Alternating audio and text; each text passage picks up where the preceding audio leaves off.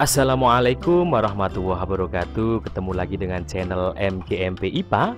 Kali ini kita akan membahas terusan yang kemarin, belajar bersama persiapan UM 2021. Dan kali ini akan saya bahas mengenai kisi-kisi khusus pilihan ganda. Kita simak yang pilihan ganda nomor 1.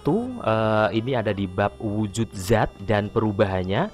Ini ada di kelas 7. Kalian bisa sambil belajar di LKS yang telah kalian miliki. Di situ juga sudah ada bahan ajar yang materi kelas 7 dan 8. Kisi-kisinya adalah disajikan gambar, peserta didik dapat memahami karakteristik materi berdasarkan partikel penyusunnya. Berarti nanti ada gambar, kalian harus dapat memahami materi atau zat. Ada berapa zat toh? Ada 3 tentunya, zat padat, zat cair, zat gas. Ini kayaknya mudah kok ini. Kita lihat pembahasannya. Bisa jadi besok kalau kita lihat materi ini partikel, berarti besok yang keluar tuh bisa jadi partikel yang keluar, partikel suatu zat. Kita simak dulu dah secara umumnya. Zat dibagi menjadi 3, padat, cair, dan gas.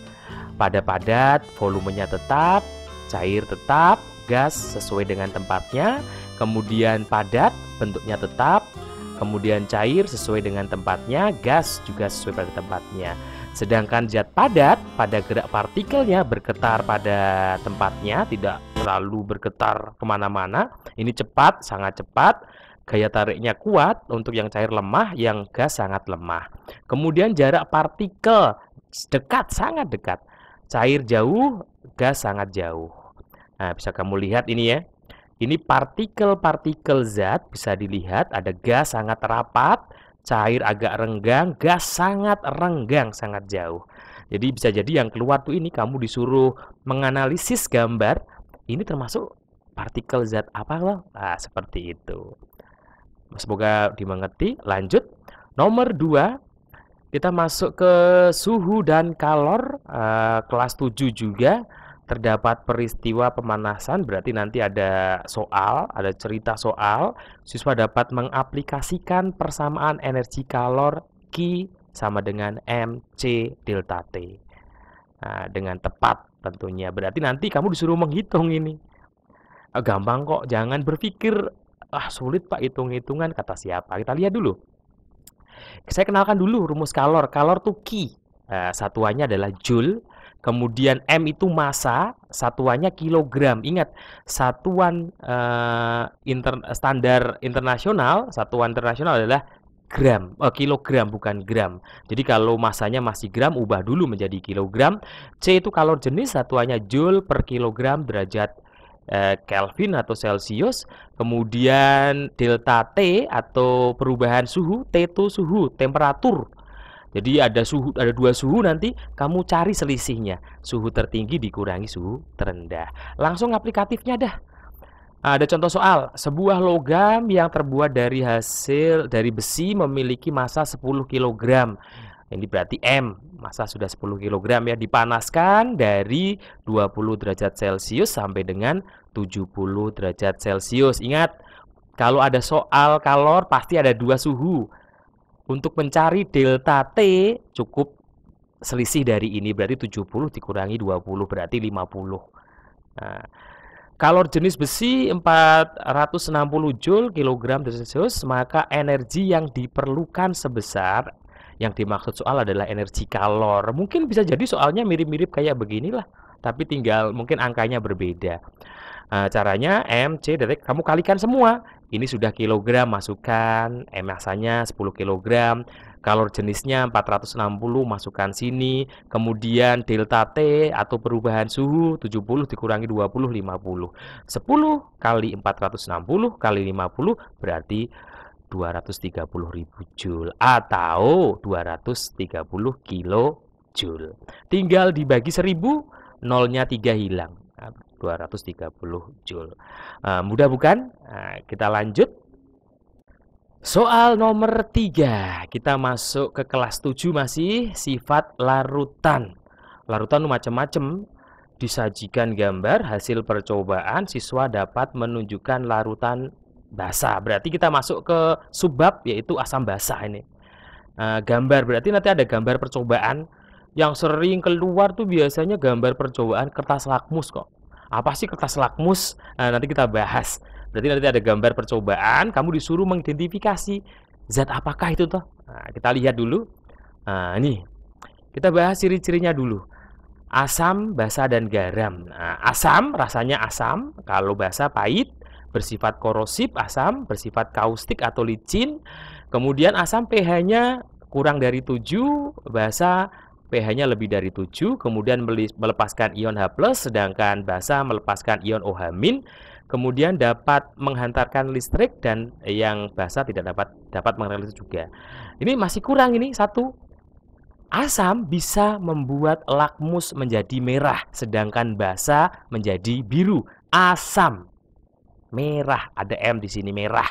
Basa biru berarti. Kaitannya apa? Jadi seperti ini. Lakmus itu ada dua, lakmus biru dan lakmus merah.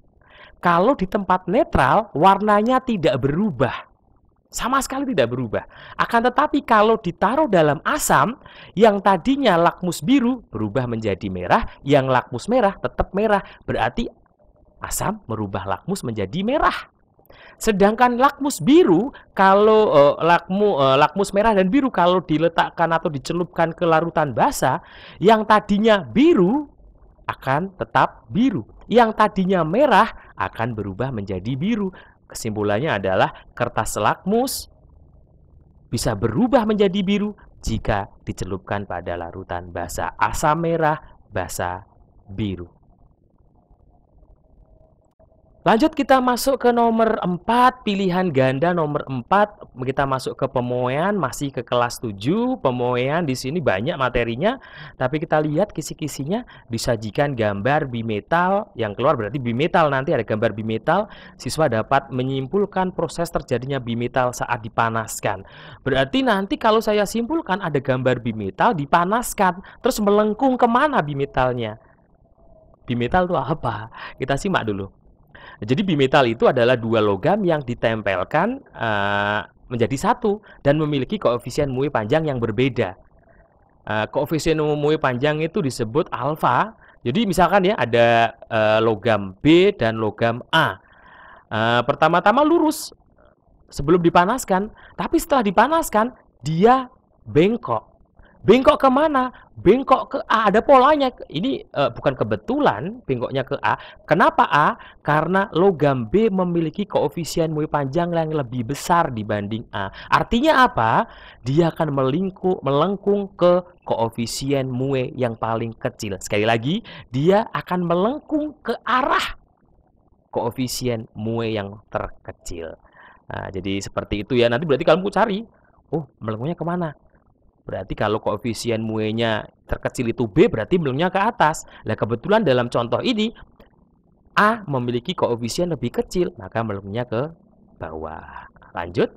Masuk ke pilihan ganda nomor 5. Masuk ke kelas 8, zat aditif dan zat adiktif. Yang keluar yang mana? Disajikan grafik. Berarti nanti ada grafik, ini kayak soal AKM ini. Jadi ada grafik, kalian tentunya harus bisa baca grafik. Ada grafik batang, ada grafik garis, ada grafik fan, dan seterusnya. Kamu harus bisa membacanya. Siswa dapat menyimpulkan grafik terhadap pengaruh zat adiktif terhadap kesehatan. Berarti yang keluar itu adiktif. Kalau aditif itu zat yang bahan atau yang dimasukkan dalam makanan, tambahan dalam makanan. Kalau adiktif diambil dari kata adiksi, kecanduan. Zat yang bisa menyebabkan kecanduan. Berarti ini menyebabkan kecanduan apa tuh zat adiktif? Nah, zat adiktif adalah zat yang dapat mengakibatkan efek adiksi atau kecanduan. Ada rokok, alkohol, kopi, ganja, opium, dan seterusnya ya. Efeknya banyak ini, bahkan menimbulkan kematian, kerusakan hati, ketakutan, kemudian halusinasi, menyebabkan permasalahan pada jantung, paru-paru, janin, dan seterusnya. Terus kaitannya apa? Tadi dikatakan bahwa kita harus bisa membaca grafik. Lagi-lagi nanti modelnya seperti ini. Ada grafik seperti ini, contoh ya. Perhatikan grafik kasus AIDS pada pengguna narkoba berikut. Contoh ya, narkoba kan juga zat adiktif.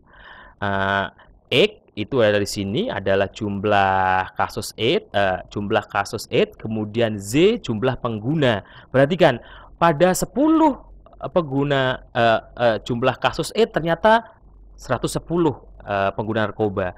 Semakin banyak penderita AIDS, ternyata semakin banyak pengguna narkoba. Atau dibalik, semakin banyak pengguna narkoba, misalkan pengguna narkoba 353, ternyata pengidap AIDS juga semakin banyak. Jadi kamu harus bisa menyimpulkan ini, berdasarkan grafik dapat disimpulkan bahwa pengguna narkoba bertambah, maka jumlah kasus AIDS bertambah.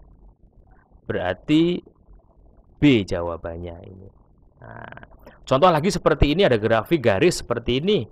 Kamu harus tahu, berarti ini contoh efek samping, ini butir, berarti butir 1 dikonsumsi efek sampingnya 5.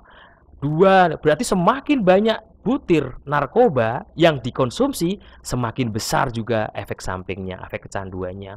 Jadi kalian harus bisa membaca grafik. Semoga dapat dimengerti. 5 soal saja kali ini. Mohon maaf jika ada kesalahan dalam pembahasan atau kurang jelas, diulangi lagi. Dukung kami dengan subscribe supaya tambah semangat lagi kita dalam meneruskan pembahasan kisi-kisi ujian madrasah tahun 2021. Salam dari MGMP IPA. Wassalamualaikum warahmatullahi wabarakatuh.